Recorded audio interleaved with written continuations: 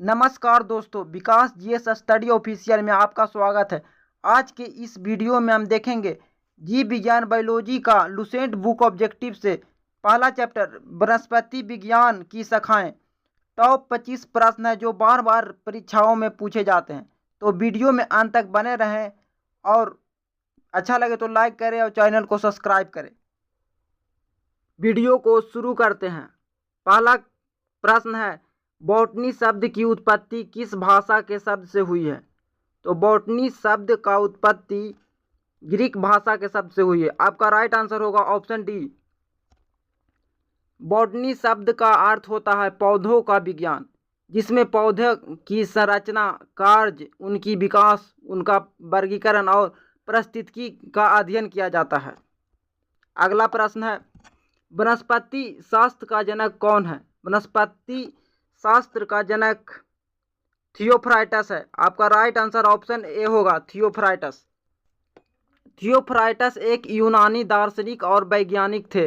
इन्होंने हिस्टोरिया प्लांटम में पौधों के बारे में विस्तार से लिखा है। अगला क्वेश्चन है, फाइकोलॉजी में किसका अध्ययन किया जाता है? फाइकोलॉजी में शैवाल का अध्ययन किया जाता है। आपका राइट आंसर होगा ऑप्शन ए, शैवाल। फाइकोलॉजी जीव विज्ञान की एक शाखा है जिसमें शैवालों की संरचना, उनकी कार्य, उनका वर्गीकरण और उनका प्रजनन का अध्ययन किया जाता है। आप लोग इमेज में देख सकते हैं, सब क्वेश्चन के साथ इमेज लगा हुआ है। अगला प्रश्न है, पर्यावरण का अध्ययन जीव विज्ञान की किस शाखा के अंतर्गत किया जाता है? पर्यावरण का अध्ययन जीव विज्ञान की पारिस्थितिकी शाखा के अंतर्गत किया जाता है। आपका राइट आंसर होगा ऑप्शन डी, पारिस्थितिकी। पारिस्थितिकी जीवों और पर्यावरण के बीच का संबंध का अध्ययन करते हैं, जिसमें जीवों की विविधता, उनकी आबादी और आवास आते हैं। अगला प्रश्न है, फूलों के संवर्धन के विज्ञान को क्या कहते हैं? तो फूलों के संवर्धन के विज्ञान को फ्लोरिकल्चर कहते हैं। आपका राइट आंसर होगा ऑप्शन बी, फ्लोरिकल्चर। फ्लोरिकल्चर शब्द मूल रूप से फूलों की खेती और उनके देखभाल से संबंधित है। अगला प्रश्न है, डेंड्रोलॉजी का संबंध किससे है? डेंड्रोलॉजी का संबंध झाड़ियों से है। आपका राइट आंसर होगा ऑप्शन सी, झाड़ियाँ। वीडियो अच्छा लगे तो लाइक करें और चैनल को सब्सक्राइब करें। अगला प्रश्न है, पुष्पों का अध्ययन क्या कहलाता है? पुष्पों का अध्ययन एंथोलॉजी कहलाता है। आपका राइट आंसर होगा ऑप्शन ए, एंथोलॉजी। एंथोलॉजी शब्द का अर्थ है फूल का अध्ययन। एंथोलॉजी में फूल की संरचना, उनकी विकास और उनका प्रजनन के बारे में देखते हैं। अगला प्रश्न है, जीवाश्म वनस्पति विज्ञान में अध्ययन किया जाता है। तो जीवाश्म वनस्पति विज्ञान में दोस्तों जीवाश्मों का अध्ययन किया जाता है। आपका राइट आंसर ऑप्शन बी होगा, जीवाश्मों। प्राचीन पौधे के जीवाश्मों का अध्ययन किया जाता है, जिसमें हमें पृथ्वी के इतिहास, जलवायु परिवर्तन की जानकारी मिलती है। अगला प्रश्न है दोस्तों, वनस्पति संवर्धन में संबंधित विज्ञान की शाखा को क्या कहते हैं? तो वनस्पति संवर्धन में संबंधित विज्ञान की शाखा को हॉर्टिकल्चर कहते हैं। आपका राइट आंसर होगा दोस्तों ऑप्शन डी, हॉर्टिकल्चर। पौधे की खेती, हॉर्टिकल्चर में आता है पौधे की खेती, उनकी देखभाल और उनके उत्पादन को बढ़ाने के तरीके। अगला प्रश्न है दोस्तों, जीवों व वातावरण की अंतर अभिक्रिया से संबंधित जीव विज्ञान की शाखा है। जीवों व वातावरण की अंतर अभिक्रिया से संबंधित विज्ञान की शाखा है पारिस्थितिकी। आपका राइट आंसर होगा दोस्तों ऑप्शन बी, पारिस्थितिकी। अगला क्वेश्चन है, वनस्पति विज्ञान की किस शाखा में शैवालों का अध्ययन किया जाता है? तो वनस्पति विज्ञान की फाइकोलॉजी में शैवालों का अध्ययन किया जाता है। आपका राइट आंसर होगा दोस्तों ऑप्शन सी, फाइकोलॉजी। फाइकोलॉजी जीव विज्ञान की एक शाखा है जिसमें शैवालों की संरचना, कार्य, वर्गीकरण और प्रजनन का अध्ययन किया जाता है। अगला क्वेश्चन है दोस्तों, स्पर्मोलॉजी में किसका अध्ययन किया जाता है? तो स्पर्मोलॉजी में बीज का अध्ययन किया जाता है। आपका राइट आंसर होगा दोस्तों ऑप्शन ए, बीज। आप लोग सभी क्वेश्चन के साथ इमेज लगा हुआ है, आप लोग इमेज में देख सकते हैं। स्पर्मोलॉजी में बीजों की संरचना एवं उनके विकास और उनके प्रजनन की जानकारी मिलती है। अगला प्रश्न है, सिल्वीकल्चर वनस्पति विज्ञान की शाखा है जिसमें वर्णन होता है। सिल्वीकल्चर वनस्पति विज्ञान की शाखा है जिसमें वन का विकास का वर्णन होता है। आपका राइट आंसर होगा ऑप्शन बी, वन के विकास।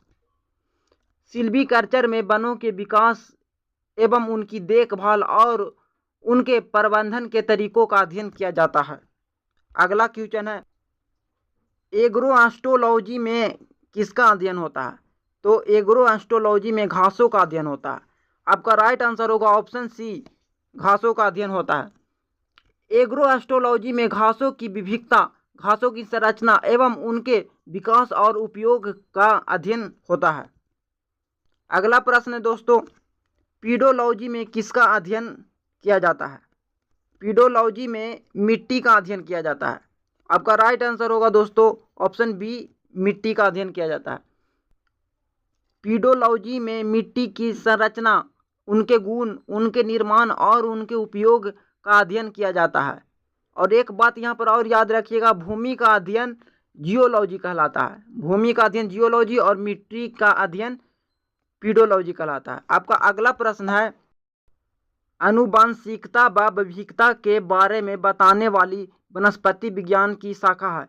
तो आनुवंशिकता के बारे में बताने वाली वनस्पति विज्ञान की शाखा है आनुवंशिकी।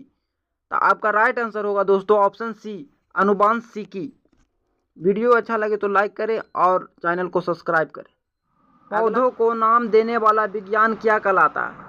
पौधों को नाम देने वाला विज्ञान टेक्सोनोमी कहलाता है। आपका राइट आंसर होगा दोस्तों ऑप्शन सी, टेक्सोनोमी।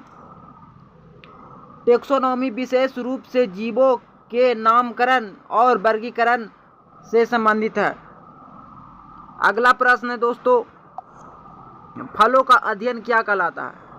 फलों का अध्ययन पोमोलॉजी कहलाता है। आपका राइट आंसर होगा ऑप्शन डी, पोमोलॉजी। पोमोलॉजी में फलों की विविधता, उनकी संरचना, उनके विकास, उनकी खेती और उनके उपयोग का अध्ययन किया जाता है। यह कृषि विज्ञान और वनस्पति विज्ञान की एक शाखा है। अगला प्रश्न दोस्तों, परागकणों का अध्ययन क्या कहलाता है?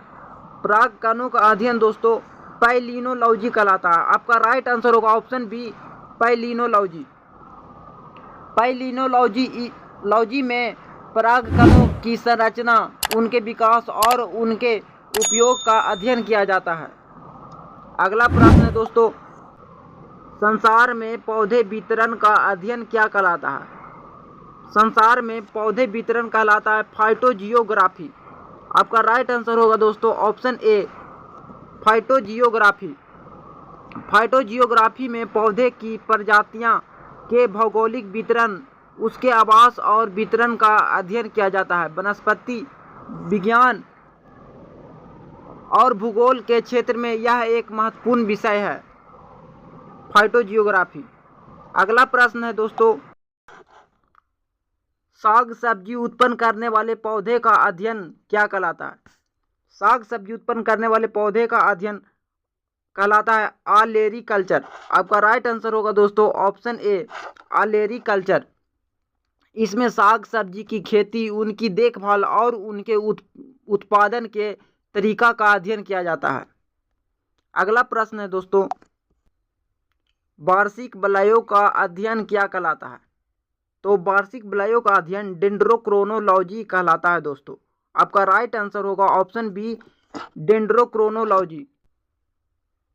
डेंड्रोक्रोनोलॉजी में पेड़ों की आयु, उसके विकास दर और पर्यावरणीय परिस्थितियों की जानकारी मिलती है। सजावटी वृक्ष तथा झाड़ियों के संवर्धन से संबंधित अध्ययन क्या कहलाता है? सजावटी वृक्ष का अध्ययन कहलाता है आर्बोरिकल्चर। आपका राइट आंसर होगा दोस्तों ऑप्शन बी, आर्बोरिकल्चर। इसमें सजावटी वृक्षों और झाड़ियों की देखभाल, उनके प्रजनन और उनके उपयोग के तरीकों का अध्ययन किया जाता है। अगला प्रश्न है दोस्तों, पौधे की आंतरिक संरचना का अध्ययन क्या कहलाता है? तो आपका राइट आंसर होगा पौधे की आंतरिक संरचना कहलाता है शारीरकी। आपका राइट आंसर होगा दोस्तों ऑप्शन सी, शारीरकी। शारीरकी का मतलब होता है शरीर के अंदर की संरचना। अगला प्रश्न है, पादप विज्ञान की शाखा कवक शास्त्र में किसका अध्ययन किया जाता है? तो कवक शास्त्र में कवक का अध्ययन किया जाता है। तो आपका राइट आंसर होगा दोस्तों ऑप्शन ए, फफूंद। कवक शास्त्र माइकोलॉजी में कवकों का यानी फंगस का अध्ययन किया जाता है, जिसमें कवकों की संरचना, उनके जीवन चक्र, उनके प्रजनन की जानकारी मिलती है। आज के वीडियो में इतना ही। अब मिलते हैं बहुत जल्द अगले वीडियो में। तब तक के लिए जय हिंद, जय भारत। Thanks for watching.